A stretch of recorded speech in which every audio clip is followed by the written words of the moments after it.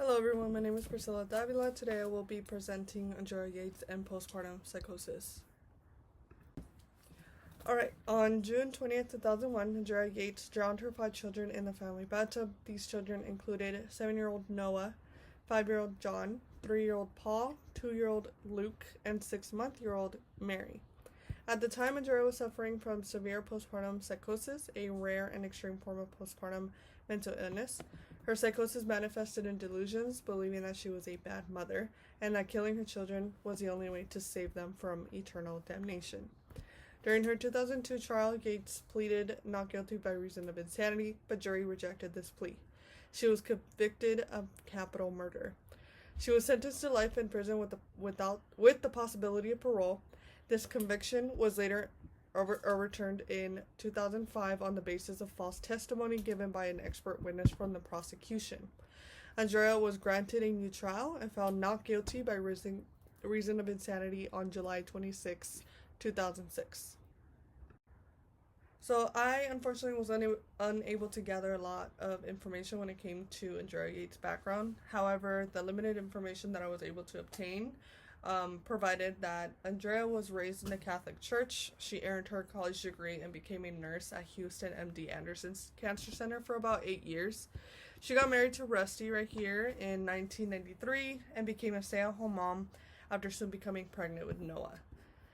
Both Andrea and Rusty Yates also associated themselves with the Warnicki family, specifically with Michael Warnicki, who was a self-proclaimed preacher that advocated a fundamentalist lifestyle. A lot of his messages often focused on themes of damnation and the role of parents in their children's spiritual well-being. His proclamations often included preachings like, quote, "Parents out to commit suicide rather than cause their children to stumble and go to hell," end quote. Warnicki's strict proclamations are believed to have played a role in exacerbating Andrea's mental health struggles, particularly her feelings of inadequacy as a mother. These teachings, combined with her deteriorating mental state, likely deepened her delusions that she was a bad mother and that killing her children would save them from eternal damnation. Andrea Yates had a very extensive psychiatric history that I unfortunately cannot cover entirely here today for this presentation. I will, however, discuss the more prominent events leading up to June 20th of 2001.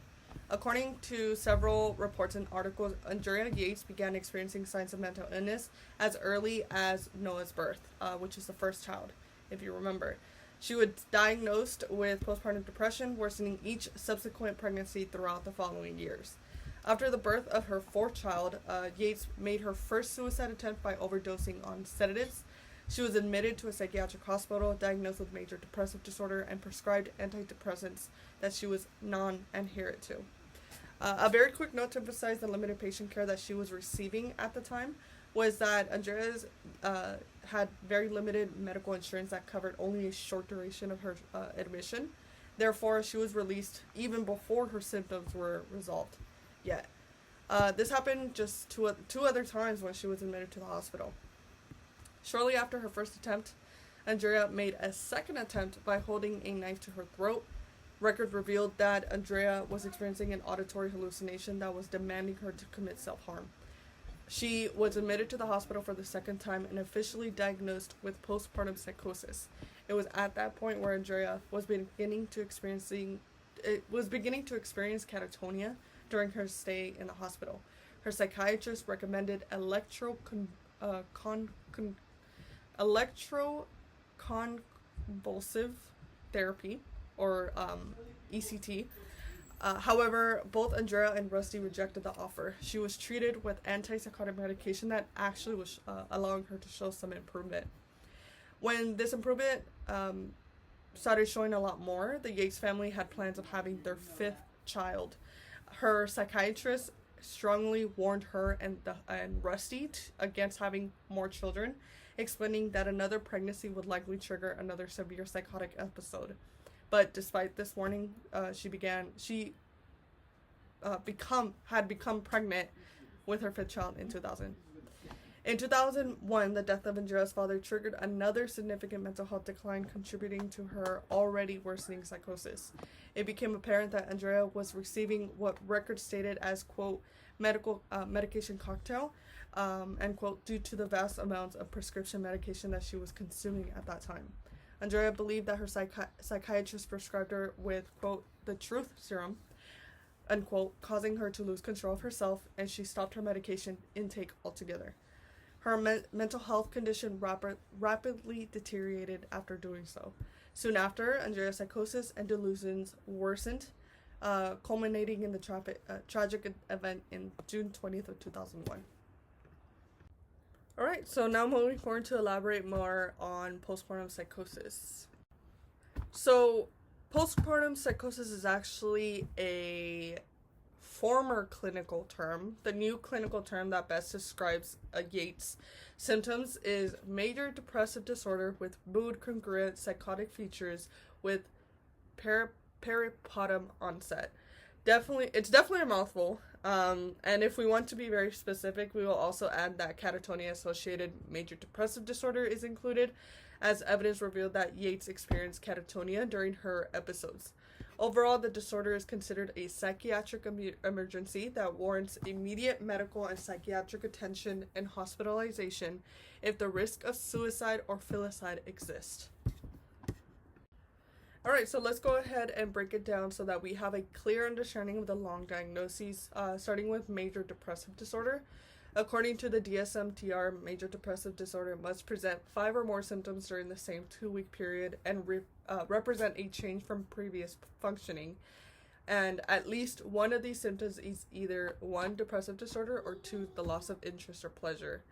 Now, due to sake of time, I am unable to read all symptoms that are included with such diagnoses, but the highlighted sections are symptoms that Andrea experienced according to her records.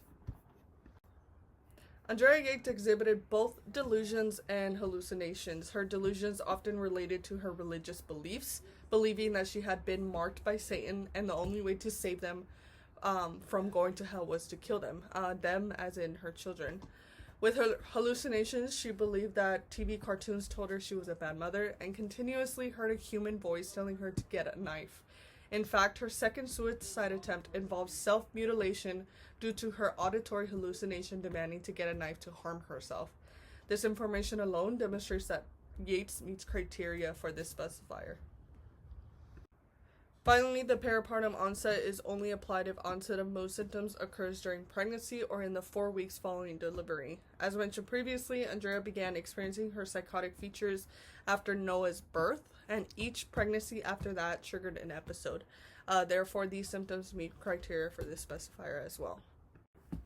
So, some risk factors to look out for includes history of bipolar disorder, history of postpartum psychosis from previous pregnancies, family history of psychosis or bipolar disorder, history of schizoaffective and or schizophrenia, discontinuation of psychiatric meds during pregnancy, lack of sleep and hormonal fluctuations after birth, especially the rapid fallings of estrogen.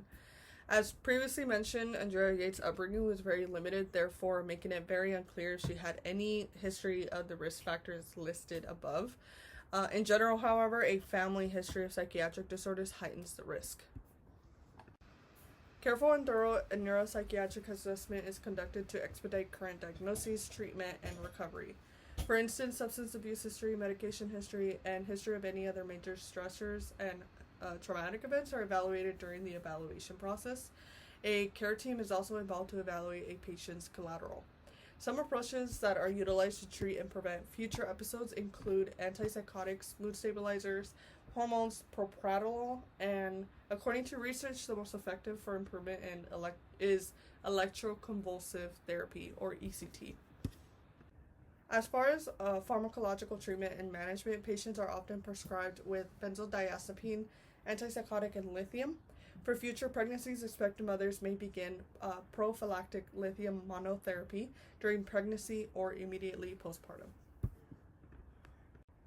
And that concludes my presentation. Thank you so much.